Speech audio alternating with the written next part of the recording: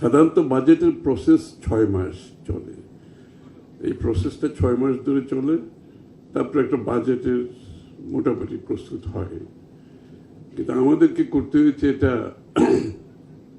1.5 মাসের মধ্যে, মানে এমনি তো কঠিন সময়, তার মধ্যে আবার এই বাজেটটা করতে হয়েছে 1.5 মাসের মধ্যে। চেষ্টা করেছি আমরা সব প্রেক্ষাপট চিন্তা করে একটা বাজেট, এমন সময় যেখানে অর্থনীতি ভঙ্গুর, যেখানে বিশ্ব পরিস্থিতি যুদ্ধ বিগ্রহ চলছে, এর মধ্যে বাজেট জনগণের আকাঙ্ক্ষা অনেক বেশি। বিশেষ করে এই আপরাইজিং এর পরে বাংলাদেশের জনগণের আকাঙ্ক্ষা আকাশচুম্বী বললে ভুল হবে না, প্রত্যাশা অনেক বেশি। তা আমরা এগুলো সব চিন্তা করে আমরা এই বাজেটটা প্রস্তুত করার চেষ্টা করেছি।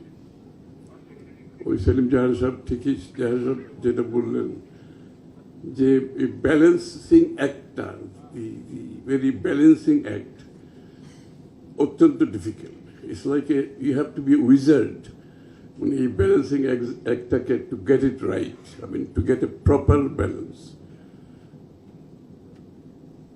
আমাদের একটা প্রিন্সিপাল আমরা ফলো করেছি, সেটা হচ্ছে বাংলাদেশের অর্থনীতির প্রেক্ষাপটে বিগত বছরগুলোতে অর্থনীতিটা হয়ে গিয়েছিল মোটামুটি একটা পৃষ্ঠপোষকতার অর্থনীতি, একটা প্যাট্রোনাইজেশনের একটা অর্থনীতি একদিকে, অন্যদিকে হচ্ছে একটা অর্গানাইজড গ্রুপ যারা, তাদের এখানে একটা সুযোগ ছিল। অর্গানাইজড গ্রুপটা অলওয়েজ তাদের বিষয়গুলো তারা প্রেসারে রাখতে পারে, আর প্যাট্রোনাইজড গ্রুপ। আর এর বাইরে সাধারণ মানুষ, সাধারণ ব্যবসায়ী যারা আছে, তাদের স্পেসটা অনেক শ্রিঙ্ক করে গেছে। যে জন্য আমরা প্রথমেই অর্থনীতির যে স্লোগানটা দিয়েছি সেটা হচ্ছে democratisation of the economy, the very slogan. Democratisation of the economy, শুধু রাজনীতিকে ডেমোক্রেটাইজেশন করলে এটার সুফল পাওয়া যাবে না। অর্থাৎ মানুষ যদি রাজনীতিতে অংশগ্রহণ করে সরকার গঠন করবে, নির্বাচন হবে, তাদের কথা বলতে পারবে, কিন্তু অর্থনীতিতে যদি তাদের সক্রিয় অংশগ্রহণ না থাকে, তারা যদি পার্টিসিপেট করতে না পারে এবং অর্থনীতির সুফল যদি তাদের কাছে না যায়,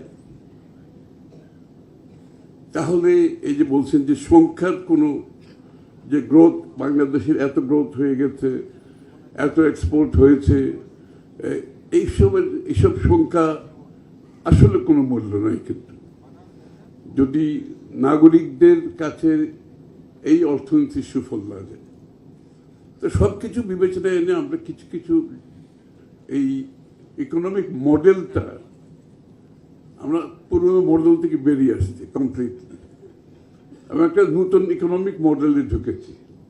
এই মডেলটা যেটা আমি বললাম, the basis of democratisation of economy. তাহলে এই মডেলে আমরা প্রথমে যাদেরকে চিন্তা করেছি, আপনারা নিশ্চয়ই এর মধ্যে অবগত হয়েছেন, যে একটা ক্রিয়েটিভ ইকোনমি। অর্থাৎ এই ইকোনমিতে যারা বিগত দিনে সংযুক্ত হয় নাই, যারা ইকোনমিক মেইন স্ট্রিমে আসতে পারে নাই, মেইন স্ট্রিমের বাইরে রয়ে গেছে, এটা বিশাল জনসংখ্যা।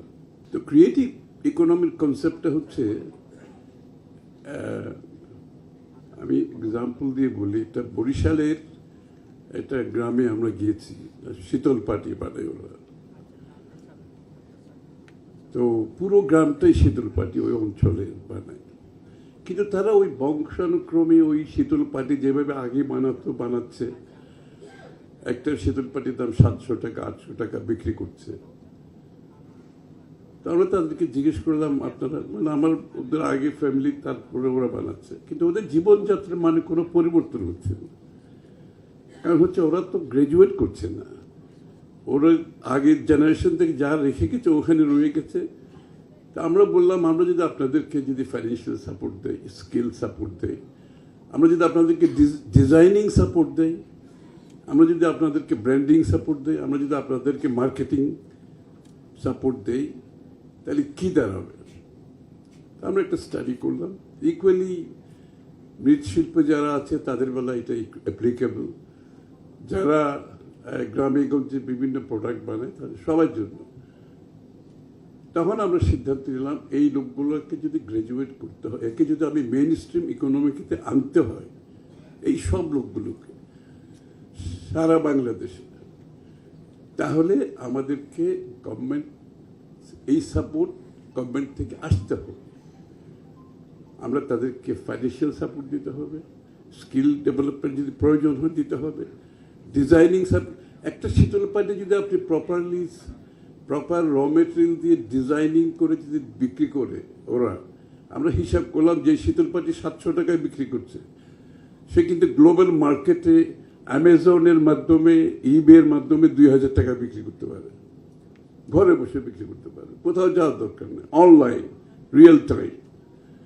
ইকুয়ালি ফর মৃৎশিল্প থেকে যতগুলো আছে এবং সারা বিশ্বে কিন্তু এগুলো বিক্রি হচ্ছে। আমি নিজে থাইল্যান্ডে একটা ওয়ান ভিলেজ ওয়ান প্রোডাক্টে গিয়েছি, আমি দেখেছি পুরো গ্রামের লোকজন তাদের নিজের বাড়িতে বলে এমন প্রোডাক্ট বানাচ্ছে, আমি অবিশ্বাস্য এই মানুষগুলো গ্রামে এই প্রোডাক্ট কীভাবে বানাচ্ছে। তখন আমি খবর নিলাম গভর্নমেন্ট তাদেরকে স্কিল ডেভেলপমেন্ট করেছে, ডিজাইনিং সাপোর্ট দিয়েছে, এবং প্ল্যাটফর্ম সন্ধ্যার সময় সবগুলো প্রোডাক্ট প্যাকেজিং হয়ে একটা কাউন্টার আছে ওখানে জমা হয়, এবং এয়ারপোর্ট থেকে ভ্যান এসে সরাসরি এয়ারপোর্টে যায়, ইন্টারন্যাশনাল মার্কেটে চলে যায়।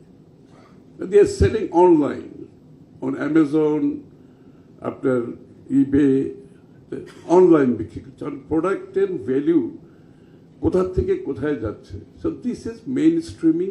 এই লোকগুলোকে মেইন স্ট্রিমে ইকোনমিতে আনার জন্য আমরা একটা ক্রিয়েটিভ ইকোনমির কনসেপ্টটা নিয়েছি।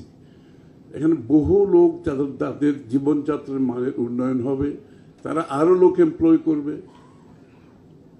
এবং বাংলাদেশের ইকোনমিতে একটা বিরাট কন্ট্রিবিউশন এখান থেকে আসবে।